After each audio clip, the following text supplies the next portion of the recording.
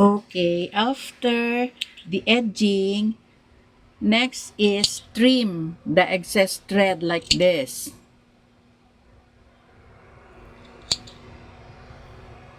Lahat yan. Back and front. Kasi nakakaputol ng karayom ito. Okay. Ito pa pala. So, next will be the crotch. Ito muna, front crotch.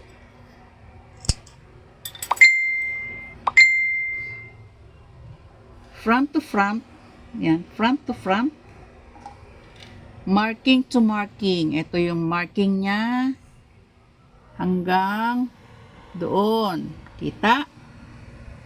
Yan. And the zipper marking. Ayun, shoot. Okay? So, ang pag-stitch, i-point na natin yung ating karayom doon sa starting point. And then, stitch 3 times.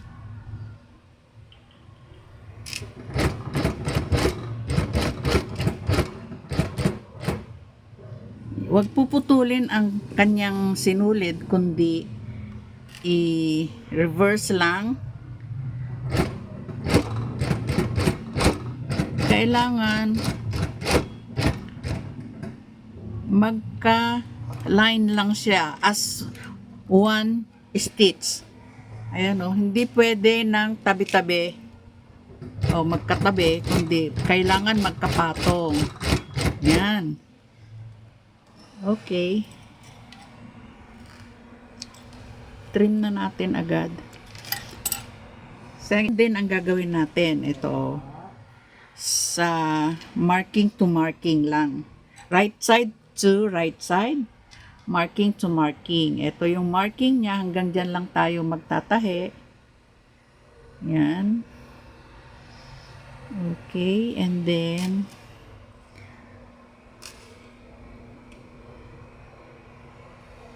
kailangan magka-shoot. Uy, shoot. This is the back part. Yan. Parehas din sa front. We have to start on the marking. Marking only. And on the upper part, leave 2 inches open for the waistband. Okay? So, start na tayo. Point the needle on the starting point and then ganon.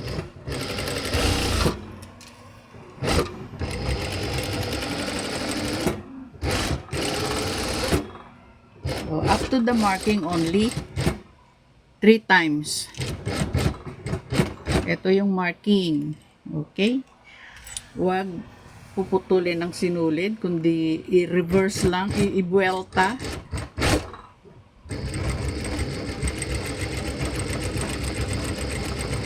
Para lumaban tayo sa pistakan. Hindi yan mapipistak. Okay, one more. Patong-patong ha, hindi pwedeng tabi-tabi. Okay. After the crotch, back crotch, dart. Ito na yung kanyang dart. Pinch lang natin. Pinch and then pin. Ayun, kailangan magkatapat. Tapos payat na payat lang doon sa dulo para hindi siya magdimple. Okay. Yan na.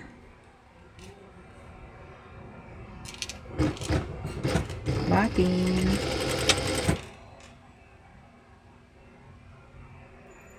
And then, payat lang dapat.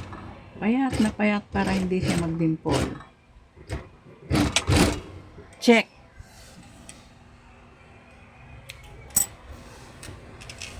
Ayun. Walang dimple ha. Oh. And then the other side.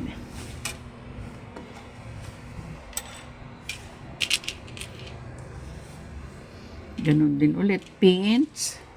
Ayun. And pin.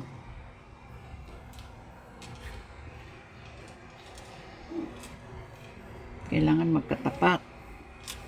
Yan. Ganun din.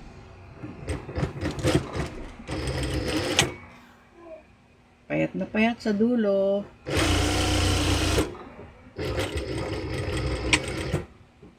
Okay. Check.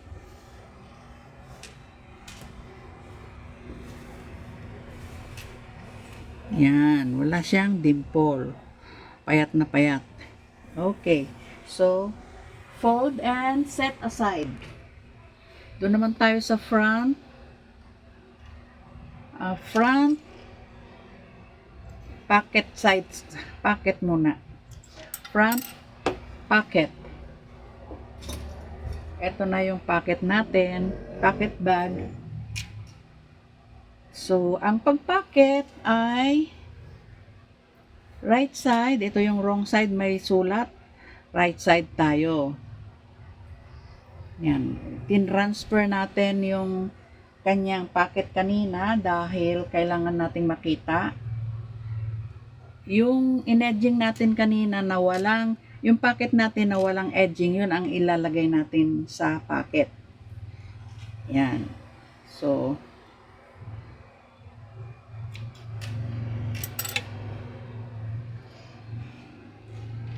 pagtatamain natin itong marking to marking. Ito yung 6. Ito yung pocket niya. Ayun, dapat magkatapat. Ayun. So, in this side, magsisimula tayo doon sa corner. So, corner muna. Yun, corner.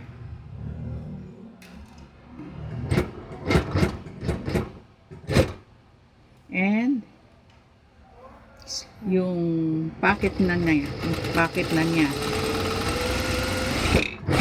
ayan. And then babaligtarin natin. Para mabaligtad, mag-i-slash tayo. Kakat natin slash or Y. Slash is Ito yung kanto, yung nag-stitch tayo, syempre doon sa upper part. Pag sa lower, mali. Doon sa upper part, kasi ito yung part of the pocket. Up to the, ano lang to, between the last stitch, para hindi siya mabutas.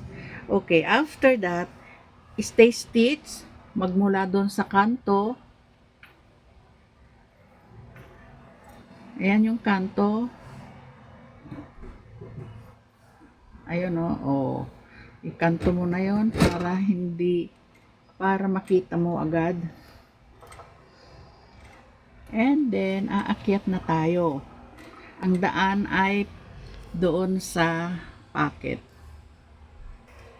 Okay. So, yung allowance natin ng pocket bag, ay nakapaling dito sa pocket bag mismo. Hindi sa body ha, hindi sa pantalon. Yan o. Ang tawag dito ay stay stitch. Okay? So, tamang-tama pag ni-reverse natin, di hindi nakikita yung stay stitch. Ayan na.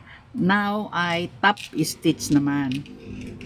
Doon na tayo sa itaas ng kanyang lips.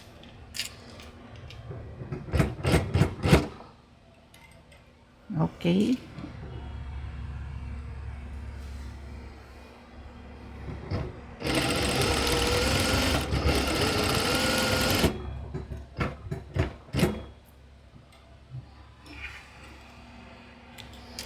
So, ito na yung ating packet. isoli na natin yung kanyang lips na nawala hanggang doon sa 6, hanggang sa corner. So, yung corner, eto yung corner niya, at saka yung corner ng pocket dapat magkatapat. Or, yung pocket bag dapat magkatapat para hindi ka mahirapan. Ayan, ipin natin. And then, i-attach lang natin itong 6. Yan. Tapos, sa waistband, pagdikitin din natin yung waistband. Flat mo yung kanyang lips para hindi naka-open. Hindi bubukol. Dapat magkatapat, ayun, no, yung line ng 6 ng lips at saka itong lips dapat magkatapat. So, base na natin. Flat lang. Ayan, flat lang. Yun. Tapos, yung pocket bag naman,